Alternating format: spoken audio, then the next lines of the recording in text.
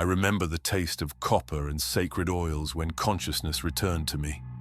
Not the gentle awakening of sleep, but something violent and wrong, like being dragged from drowning waters only to find yourself chained at the bottom of a deeper ocean.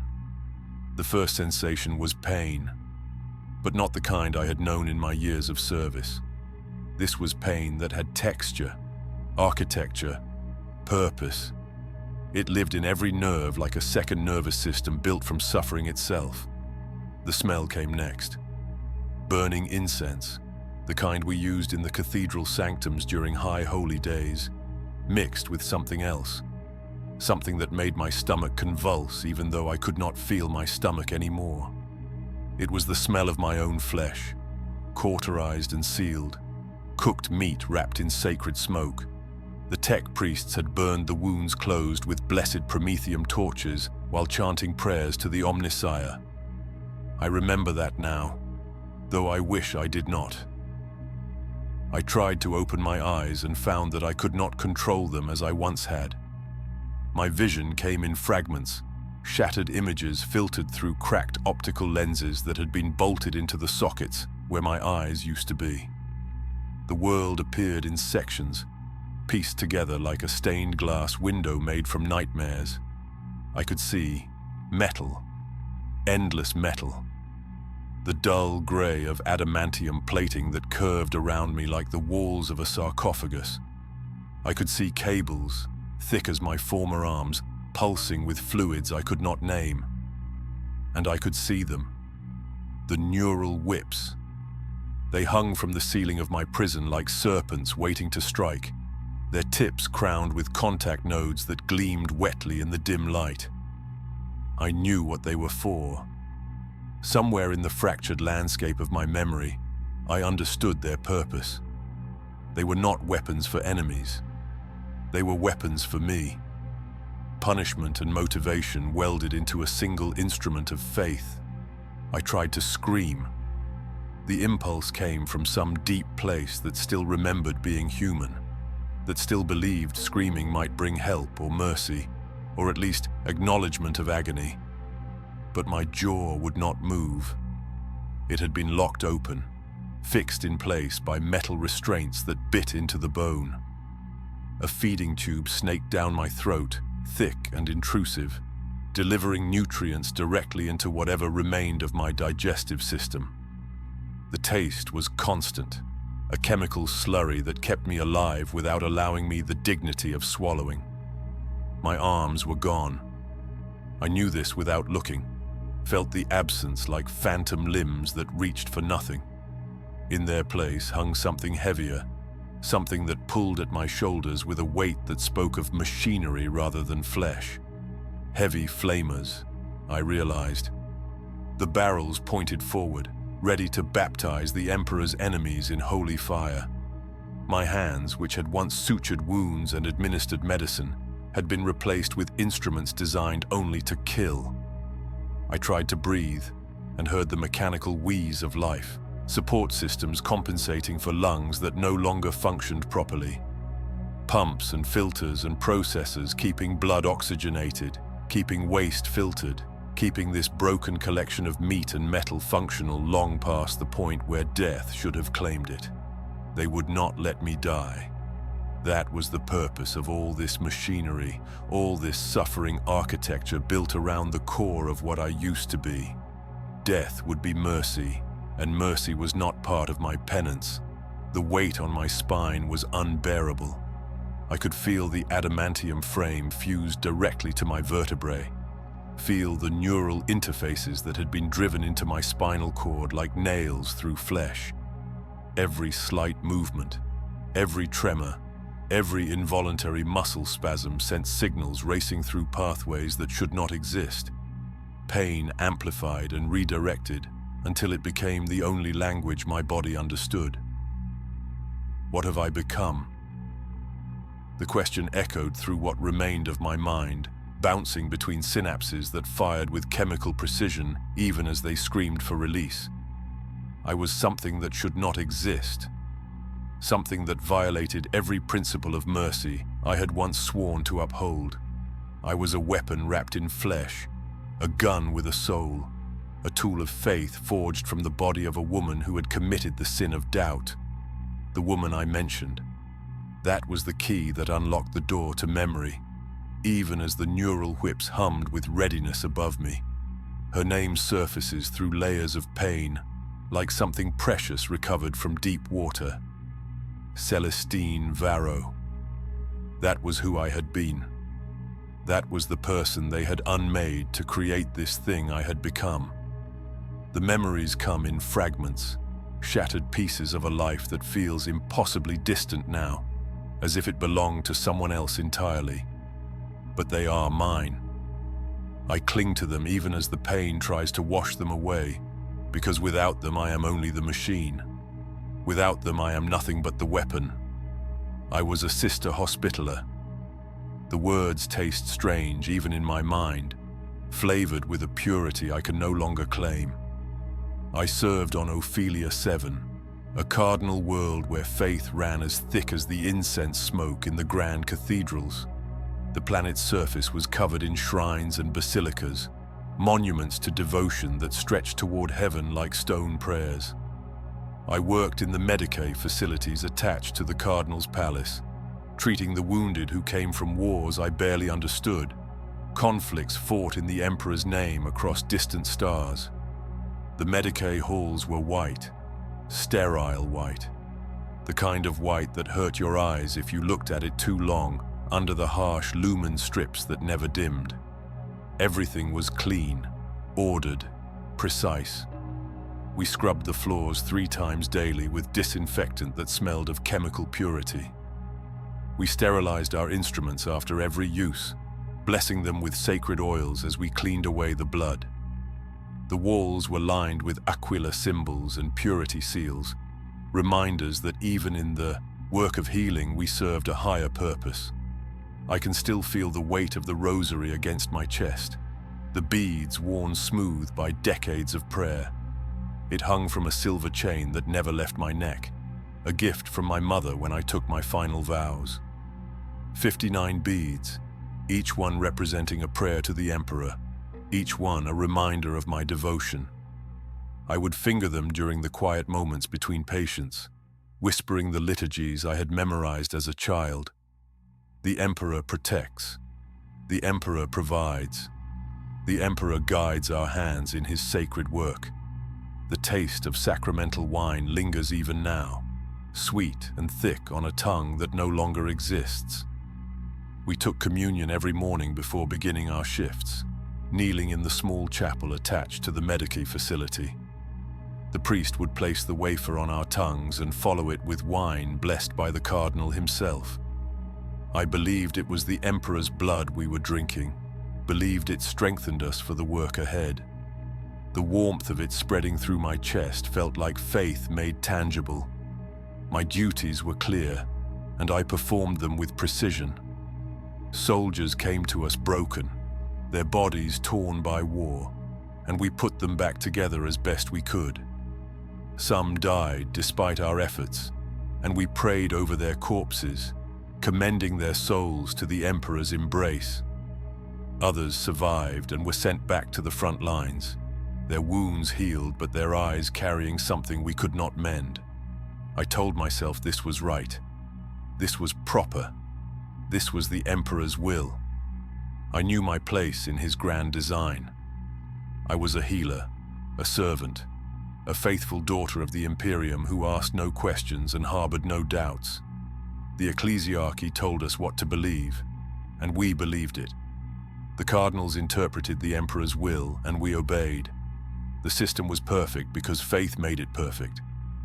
Doubt was the first step toward heresy, and I had been trained since childhood to recognize and reject such thoughts before they could take root. That was the world I knew. Ordered, faithful, certain. A world where the smell of antiseptic mixed with incense, where prayers and surgery existed side by side, where suffering was always temporary and always purposeful. A world where I believed I understood everything that mattered. I did not know how fragile that certainty was. I did not know that understanding could be the most dangerous illusion of all. But understanding, I learned, is a fortress built on foundations of sand. It takes only the smallest crack to begin the collapse, and once the process starts, nothing can stop it. The shift came slowly, so subtly that I did not recognize it at first. Small observations that did not quite fit the narrative I had been taught. Questions that formed despite my training to reject them before they could take shape. The child was the first crack. He arrived on a stretcher carried by 2 guardsmen who would not meet my eyes. 12 years old, perhaps younger. His body was so small on the operating table, so fragile compared to the soldiers I was accustomed to treating. Shrapnel had torn through his abdomen, puncturing organs that someone his age should not have been risking in battle. I worked quickly, my hands moving with practiced precision, but the damage was too extensive. Too much blood loss, too much trauma for such a small frame to endure. He screamed as he died, the Emperor's name on his lips, begging for salvation that did not come. His eyes found mine in those final moments, wide and confused and terrified. He did not understand why this was happening to him. He did not understand why the Emperor he had been taught to love had allowed this suffering. I wanted to tell him something comforting, some prayer that would ease his passage, but the words caught in my throat because I did not understand either. When I asked the guardsmen why a child had been sent to the front lines, they told me it was the Cardinal's decree. The Emperor's will, they said. The planet needed every able body in the fight against the heretics threatening our borders. Age was irrelevant when faith was strong. The boy had volunteered, they claimed, eager to serve. But I had seen his eyes. I had heard his screams. That was not the face of willing sacrifice. That was the face of a child who had been told he had no choice. The guardsmen came to us 3 days later, not for treatment, but for execution. They brought him to the Medicae facility courtyard, where all staff were required to witness the Emperor's justice. His crime was heresy, they announced. He had questioned the distribution of supplies, had dared to suggest that perhaps the Cardinal's palace did not require ornate decorations while his regiment starved in the trenches. He had spoken doubt aloud, and doubt was the gateway to corruption. I watched them bind him to the post, watched the executioner raise his bolt pistol, watched the man's head explode in a spray of red that spattered the white walls of our facility. He died without ceremony, without prayer, without anyone speaking a word in his defense. His body was burned, his ashes scattered, his name struck from all records. It was as if he had never existed. The elderly woman's death was quieter, but somehow worse. She worked in the manufactorums that produced supplies for the Cardinal's household. 70 years old, her hands twisted with arthritis, her back bent from decades of labor. She could no longer meet the production quotas, could no longer work the 16-hour shifts demanded by her overseers. The punishment for insufficient productivity was public flogging. 50 lashes administered in the plaza, where all workers could witness the cost of failure. She did not survive the 20th lash. Her heart gave out, they said. A mercy, they said. She had been released from her suffering and welcomed into the Emperor's embrace. But I had seen her records. I had treated her for malnutrition twice in the previous year. I had documented the untreated infections in her hands, the compression fractures in her spine from repetitive labor. She had not died from a weak heart. She had died from a system that ground its people into dust and called it service. I performed my duties after each incident. I cleaned the blood from the courtyard stones. I filed the reports with appropriate notations. I attended the prayer services where we thanked the Emperor for his guidance. But inside, in places I tried desperately to ignore, questions had begun to grow like tumors in healthy tissue. Was this truly what the Emperor desired? Was faith meant to be enforced through the suffering of children, the execution of loyal soldiers, the death of exhausted elderly. I kept these thoughts locked away, buried deep where no one could see them. But they were there, festering in darkness, growing stronger with each new atrocity I witnessed. Each new death that felt wrong in ways I could not articulate without condemning myself. The cancer of doubt had taken root, and in the Imperium, doubt is a terminal diagnosis. Terminal was the right word, because doubt in the Imperium does not remain silent forever. It demands expression, seeks voice, grows until it can no longer be contained within the fragile walls of a single mind.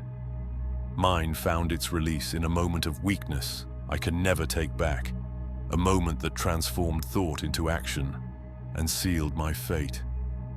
The shrine chapel was small, tucked away in a corner of the Medici facility, where few ventured outside of scheduled prayer hours. I went there seeking solace, seeking some answer to the questions that had been consuming me for weeks. The space was dim, lit only by votive candles that flickered in alcoves dedicated to saints whose names I had memorized in childhood. The air smelled of old incense and melted wax, thick enough to taste. I believed I was alone. The hour was late, my shift completed, the corridors empty save for the night staff who had no reason to disturb someone at prayer. I knelt before the altar, a simple stone structure bearing a gilded aquila that caught the candlelight and threw shadows across the walls. My rosary was in my hands, the beads sliding through my fingers with familiar comfort. I began with approved liturgy, the prayers I had recited thousands of times throughout my life. But the words felt hollow in my mouth, empty sounds that meant nothing in the face of what I had witnessed. The child's screams, the guardsman's execution, the old woman's broken body. The Emperor protects, I whispered, but the protection felt absent.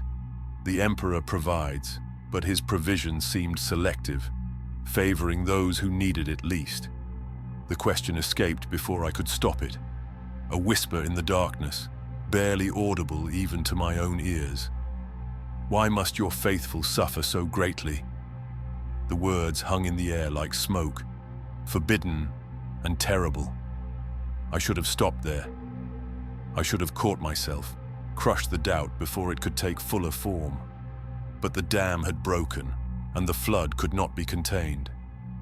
Why must children die for the vanity of those who speak in your name? The silence that followed felt absolute, as if the universe itself had paused to acknowledge my transgression. I waited for lightning, for divine punishment, for some sign that I had been heard and judged.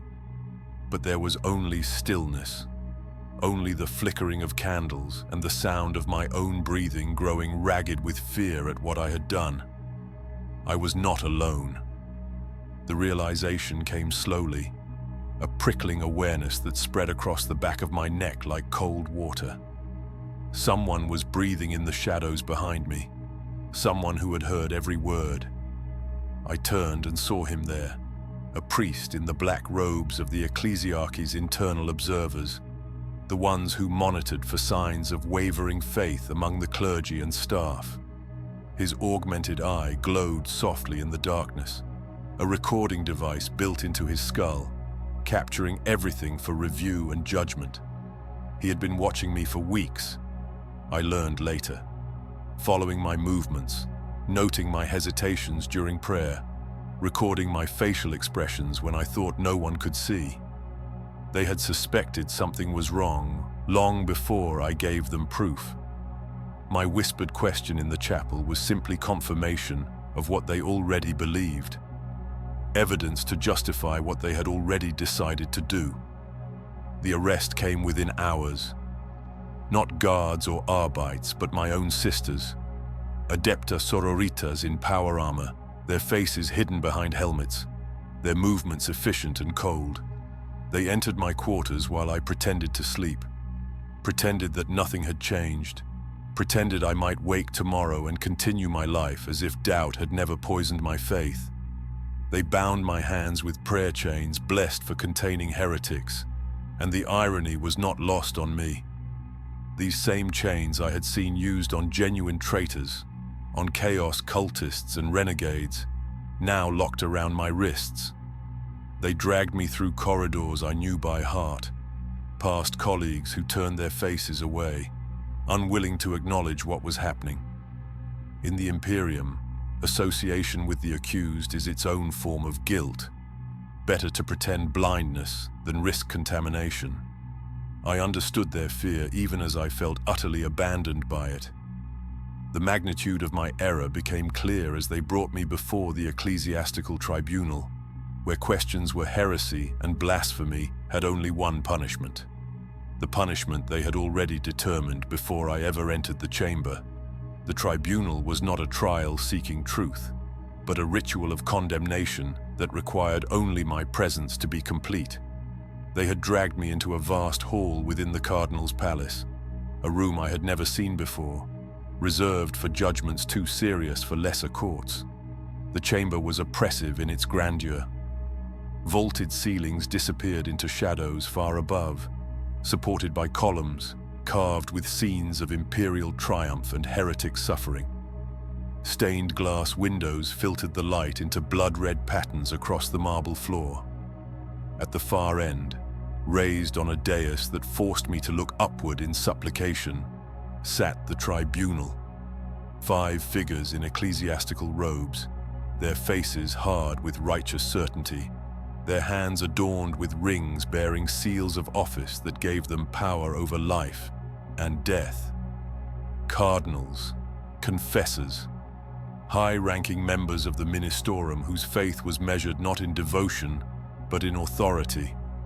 They did not look at me as a person, as a sister who had served faithfully for decades. They looked at me as a problem to be resolved, a corruption to be excised, a stain on the purity they claimed to represent. The presiding cardinal sat in the center, elevated above even the others. He was corpulent, his gilded robes stretched tight across a belly fed on tithes taken from starving workers. Rings decorated every finger, gems that could have purchased food for entire hab blocks. His face was soft, unmarked by hardship or struggle. The face of a man who had never seen battle, never treated a wound, never suffered for the faith he enforced with such absolute conviction. They did not ask for my testimony. They did not seek explanation or context. The augmented priest from the chapel stepped forward and activated a recording device. My voice filled the chamber, distorted slightly by the machinery but unmistakable. Why must your faithful suffer so greatly? Why must children die for the vanity of those who speak in your name? The words echoed off the stone walls, repeated back to me in accusatory layers. Hearing them spoken aloud in this place made them sound worse than they had felt in the moment. Stripped of context, removed from the anguish that had birthed them, they became simply what the tribunal needed them to be: evidence of heresy, proof of corruption, justification for judgment. Sister Hospitaller Celestine Varro, the corpulent cardinal intoned, his voice carrying the practiced rhythm of countless previous condemnations.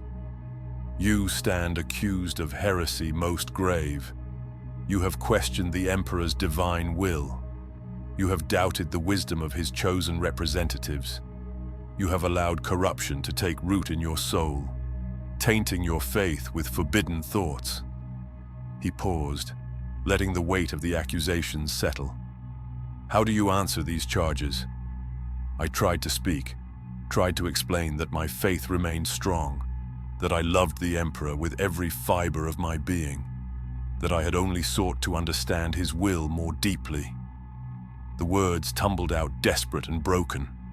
I spoke of my years of service, of the lives I had saved in his name, of the prayers I had whispered over countless dying soldiers. I insisted that doubt was not rejection, that questions born from love were not the same as questions born from corruption. But my words fell on ears that heard only sin. The tribunal's faces remained unchanged, unmoved by anything I said. They had made their judgment before I entered the room, perhaps before I had even spoken those fatal words in the chapel. The trial was theatre, a necessary formality before punishment could be administered.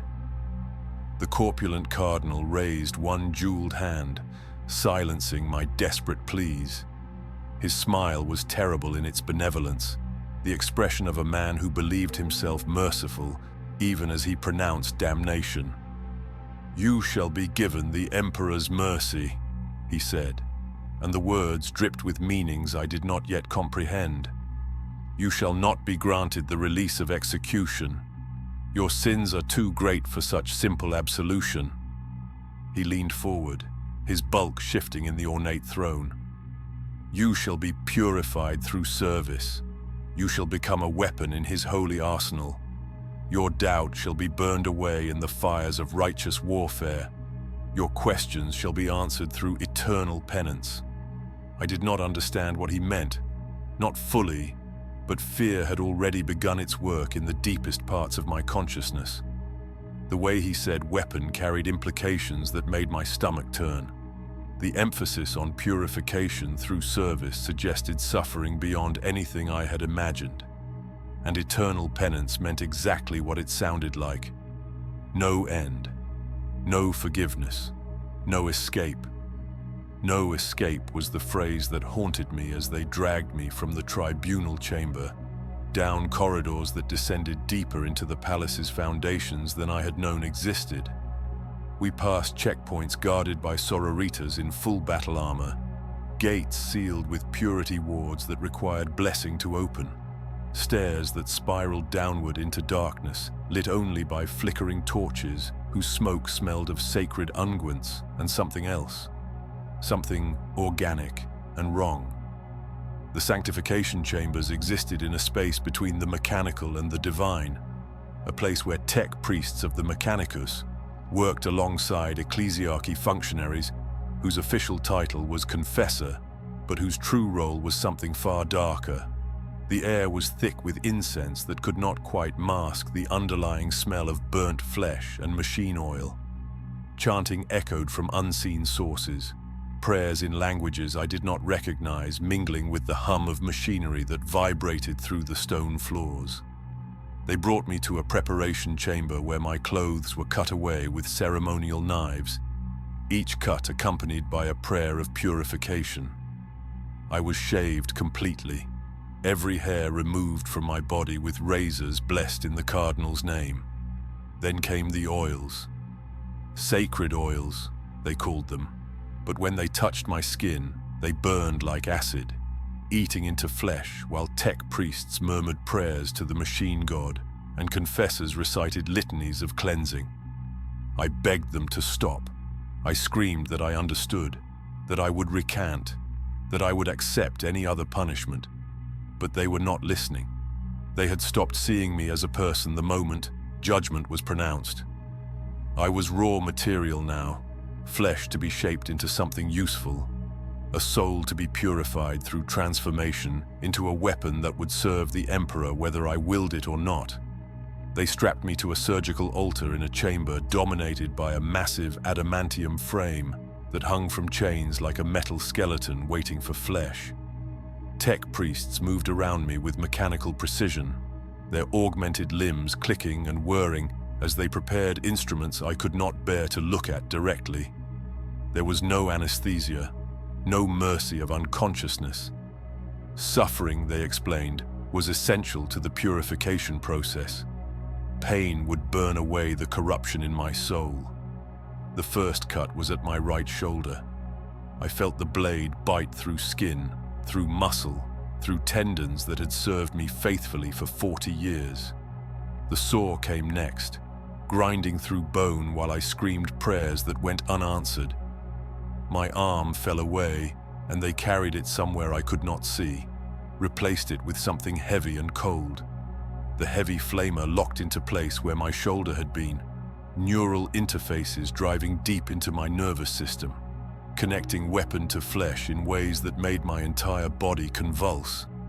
They took the other arm, then my legs, both severed at the hip while confessors held my head and forced me to watch, insisting that witnessing my purification was part of the process. The pain was beyond anything I had conceived possible, beyond what human consciousness should be able to endure without shattering completely. But they had methods to keep me aware, stimulants injected directly into my brain to ensure I experienced every moment of my transformation. My torso was lifted and fused to the adamantium frame, my spine connected to the machine's central column through interfaces that felt like nails driven through every vertebra. The neural whips came next, their contact nodes embedded directly into my nervous system at points calculated to deliver maximum agony with minimum damage to essential functions. They would drive me forward in battle, I heard someone explain. Pain as motivation, suffering as fuel. My face was enclosed in an iron mask, my natural eyes gouged out and replaced with crude optical sensors that showed the world in fragmented, distorted images. My jaw was locked open for the feeding tube. My ears were sealed and replaced with audio receptors. Every human sense stripped away and replaced with mechanical approximation. Throughout it all, I screamed until my voice broke into something that was no longer recognizably human. And above me, watching from a gallery built for observation, the corpulent cardinal smiled and murmured prayers of thanks for my salvation. The revelation was complete. I was no longer Celestine Varro. I was a thing, a weapon, a tool of the faith I had once served willingly, now forced to serve through endless agony. The weapon they had created did not sleep in any way that could be called rest. I existed in a state between consciousness and void, aware of my imprisonment but unable to think clearly through the chemical fog they pumped through my system. Time had no meaning in that darkness. Days or weeks might have passed before they activated me fully for the first time, bringing my systems online with a surge of power that felt like being struck by lightning. The transport bay was dim and filled with the smell of sacred oils and exhaust fumes. I was not alone. Through my distorted optical sensors, I could see them. Other penitent engines. 4 of us loaded into the transport like ammunition into a gun. We did not speak because we could not speak, our voices stolen by the masks that covered our faces. But I could sense them, hear their breathing through the mechanical wheeze of life support systems, feel their anguish through some connection that suffering had created between us. We were linked, I realized, not through technology, but through shared experience, through the common understanding of what had been done to us. Their pain resonated with mine, creating a chorus of agony that filled the transport bay with invisible screaming. We were all heretics, all doubters, all people who had asked the wrong questions or held the wrong thoughts. Now we were weapons waiting to be fired. The briefing came through speakers I could not see, a voice explaining our target with clinical detachment. A heretic uprising on a neighboring hive world. Citizens who had rejected the Emperor's light and embraced corruption. Our purpose was purification through fire. Our existence would finally serve the faith we had betrayed. The words meant nothing to me beyond their immediate implication.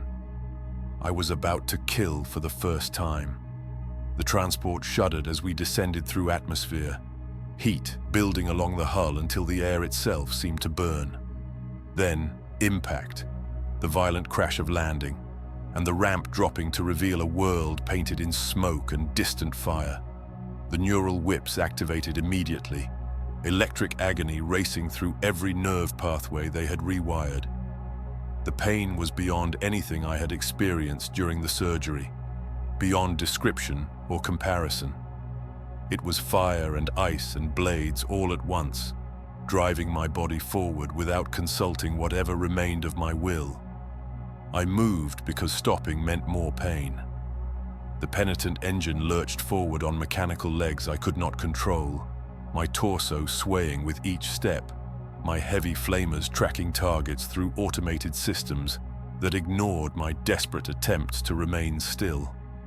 The other engines moved beside me, driven by their own neural whips, their own programming that overrode human hesitation with algorithmic efficiency. The enemy appeared through the smoke. Human figures, armed with crude weapons, their faces twisted in expressions I could not read through my fractured vision. Were they truly heretics? Were they simply citizens resisting oppression? It did not matter. The neural whips cared nothing for my questions, only for obedience. The heavy flamers ignited without my permission, my body executing commands I never gave. Promethium roared from the barrels in streams of liquid fire that turned human bodies into living torches.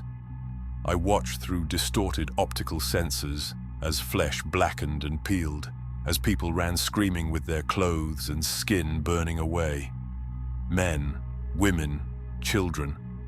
I could not distinguish in the chaos. The flames consumed everything equally, reducing human beings to ash and carbon stains on broken pavement. I tried to stop. The impulse came from some deep place that still remembered healing instead of killing, that still believed in mercy. But hesitation brought instant punishment. The neural whip struck with increased intensity, pain so absolute it whited out all thought, all resistance. I learned quickly. Obedience brought manageable agony. Defiance brought suffering that threatened to shatter consciousness itself. So I killed because stopping meant pain. I burned because mercy meant torture. My heavy flamers spoke again and again, baptizing the Emperor's enemies in promethium and fire.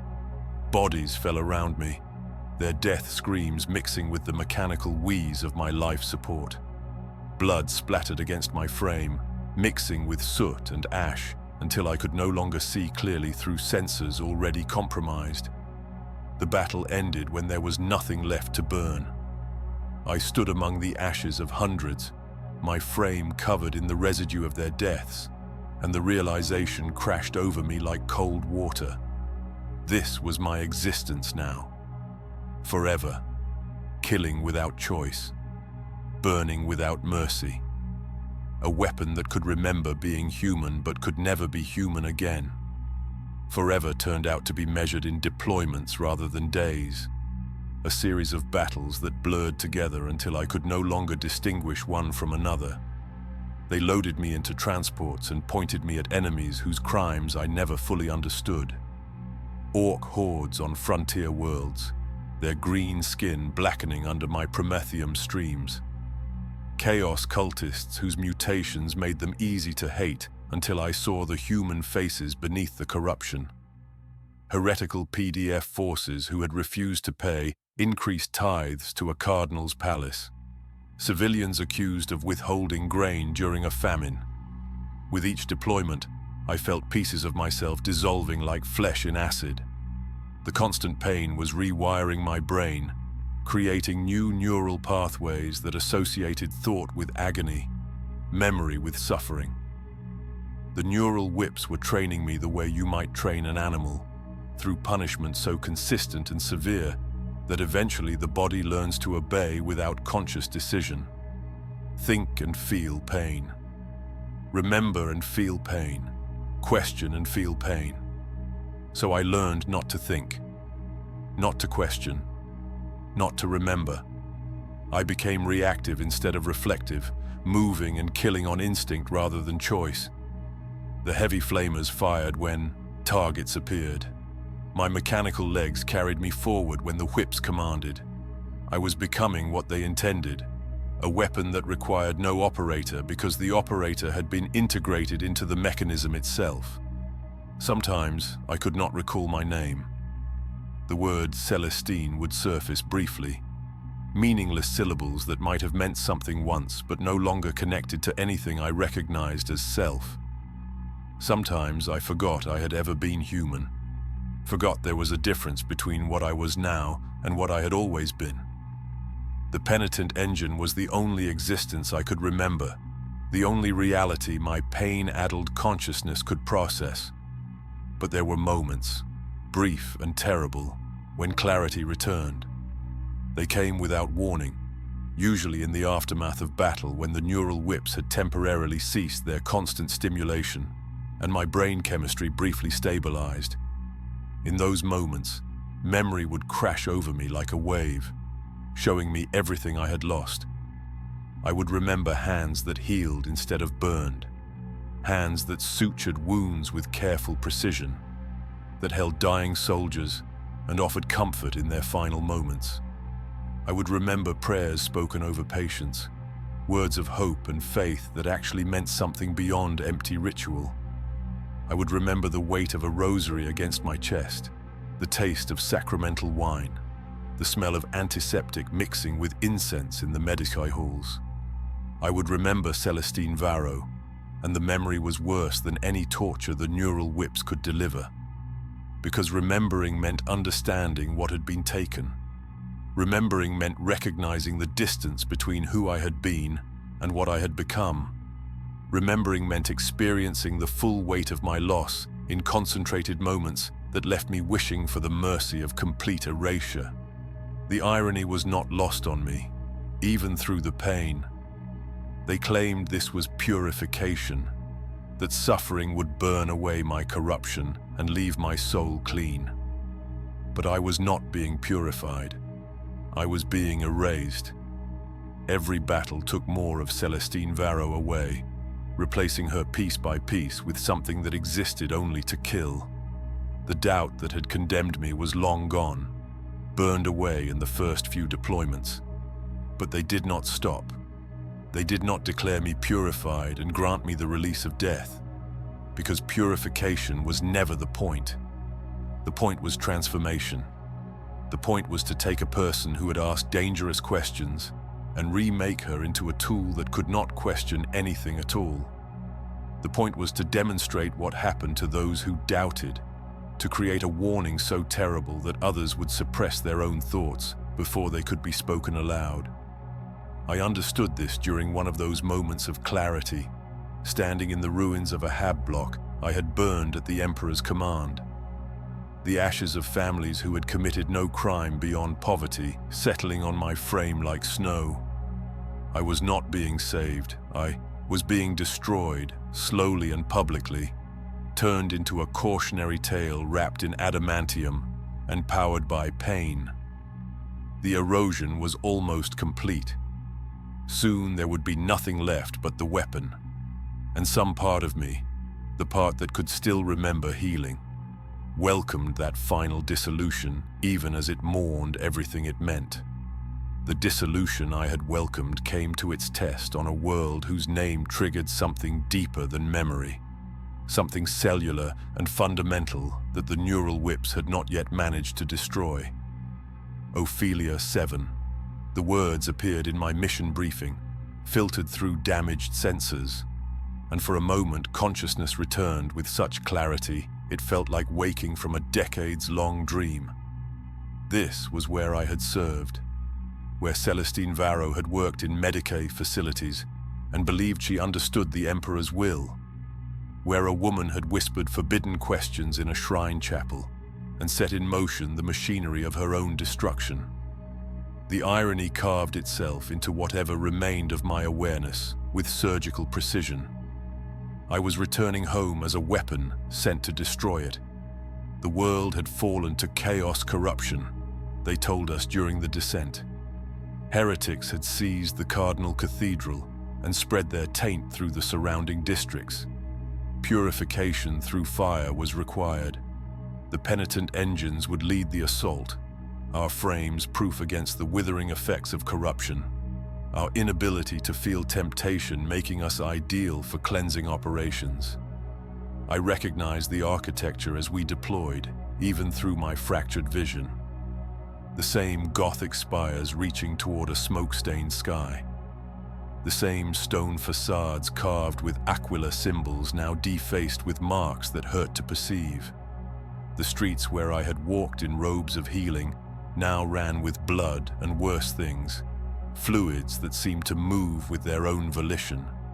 The neural whips drove us forward into combat against cultists whose humanity had been twisted into shapes that mocked the form they had been born with. My heavy flamers spoke their familiar thunder, promethium turning corruption to ash.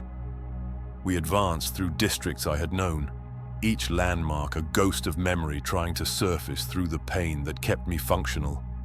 Then my penitent engine crashed through a wall, adamantium frame smashing through stone and plaster, and I found myself in a space that memory recognized instantly, despite decades and transformation. The Medicae facility. My Medicae facility.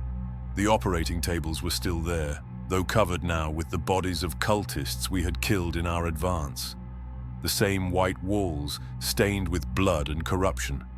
The same lumen strips, half of them shattered, casting irregular shadows. I saw the table where the child had died screaming, the courtyard visible through broken windows where they had executed the guardsmen, the corridor leading to the shrine chapel where I had whispered the questions that condemned me. This place held everything I had been, every memory of Celestine Varro that the pain had not yet burned away. And in that moment, something surged forward from depths I thought had been completely eroded. Not thought, because thought brought pain. Not choice, because choice had been trained out of me through suffering. Something more fundamental than either, a fragment of self that refused one final time to be erased. I stopped. My mechanical legs locked in place, refusing the commands that screamed through my systems to advance, to burn, to destroy. The neural whips activated immediately, flooding my nervous system with agony beyond anything I had experienced in all the battles that had come before. Pain so absolute it whited out vision, stopped breath, threatened to shatter consciousness into fragments too small to ever reassemble. But I held my ground. I would not move forward. I would not burn this place that held my last memories of being human. The choice was impossible, and I knew it even as I made it. Move forward and destroy what I had once loved, erase the final traces of who I had been, or stay and suffer agony that would eventually break whatever remained of my mind, leaving me a shell that moved only when commanded, thought nothing, remembered nothing, existed only as a weapon without even the ghost of humanity to haunt it. The pain escalated, neural whips striking again and again, punishment for disobedience programmed to increase until compliance was achieved. My body convulsed against restraints built into my own frame. Warning indicators flashed across my vision as systems strained past their designed tolerances. But still I held, refusing to take that next step forward, refusing to complete the final erasure of Celestine Varro. In that frozen moment of impossible resistance, understanding arrived with perfect clarity. There was no redemption waiting at the end of this suffering, no purification that would restore what had been taken, no mercy that would grant me peace. There was only punishment that masqueraded as salvation, cruelty that wore the mask of faith, destruction that called itself holy service. They had never intended to save me. They had only intended to use me until nothing remained worth saving. The neural whips won. They always do. My moment of resistance lasted perhaps 10 seconds before the pain overwhelmed whatever fragment of will I had summoned, before my body betrayed me and moved forward despite every screaming impulse to remain still. The heavy flamers ignited without my permission, promethium streams baptizing the Medicae facility in fire that consumed operating tables and memories alike. The walls blackened, the ceiling collapsed. Everything I had been burned away in flames I could not stop from firing. The shrine world was cleansed, they told us later. The corruption purged, the Emperor's will done. We were loaded back into the transport with mechanical efficiency, our frames smoking and scorched, our sensors dim with accumulated damage. I stood in my restraints surrounded by the other engines, all of us silent in our shared suffering. and felt something that might have been satisfaction from the handlers who monitored our systems. But something had changed. In those 10 seconds of resistance, in that impossible moment of defiance against programming designed to be absolute, I had proven something to myself that the ecclesiarchy could never acknowledge. A fragment of Celestine Varro still existed within this weapon. Not the whole person, not the healer who had believed in faith and service, but something. An ember that refused to die despite the inferno of agony meant to extinguish it completely. The ember was small. It changed nothing about my circumstances. I would be deployed again, would kill again, would serve as a weapon until my body finally failed and granted me the death I craved more than anything the Imperium called salvation. The neural whips would continue their work, the pain would continue its erosion, and eventually even this small spark of self-awareness would be ground down to nothing. But for now, in this moment, I carried a terrible secret. Consciousness persisted, buried beneath layers of pain and programming, trapped within a frame of adamantium and suffering. Awareness continued. I was still Celestine Varro in some fundamental way that transcended what they had done to my body. Still aware, still suffering, still remembering who I had been even as that memory became more fragmented with each deployment. This was what the ecclesiarchy called the Emperor's mercy, a mercy that preserved life long past the point where death would be kindness, a mercy that transformed faith into fuel for endless war, that turned devotion into a currency spent without consent, a mercy that punished doubt not with the clean finality of execution, but with an existence that made execution seem like the greatest blessing imaginable. I understood now what I had become, understood in ways that answered the question I had asked in that first moment of awakening. What have I become? I had become the answer to my own forbidden questions. I had become proof of what happens when you doubt in the Imperium, when you question those who speak in the Emperor's name, when you mistake faith for something that allows questions rather than demands absolute obedience. This is what happens when you are turned into a living weapon in Warhammer 40k. You do not die cleanly on a battlefield with your name remembered and your deeds celebrated. You do not transcend into something holy and pure, your sacrifice transforming you into an instrument of divine will. You do not find peace or purpose or redemption at the end of your suffering. You simply continue, forever screaming in a silence no one else can hear, forever burning with pain that purifies nothing, that serves no purpose beyond control, forever trapped in a body that has been turned into a prison more absolute than any cell, more terrible than any torture chamber. You serve a faith that has become indistinguishable from damnation, wage a war that has no end, exist in a state that is neither life nor death, but something worse than both. You become a warning written in flesh and metal and agony, a testament to what the Imperium does to those who dare to think, to question, to doubt. And the worst part, the thing that makes it truly unbearable, is that you remain aware enough to understand exactly what has been done to you, to know that this is forever, to remember that you were human once, and to feel the weight of that memory like chains wrapped around whatever remains of your soul. This is the Emperor's mercy, and I will carry it until my systems finally fail and grant me the only mercy that matters.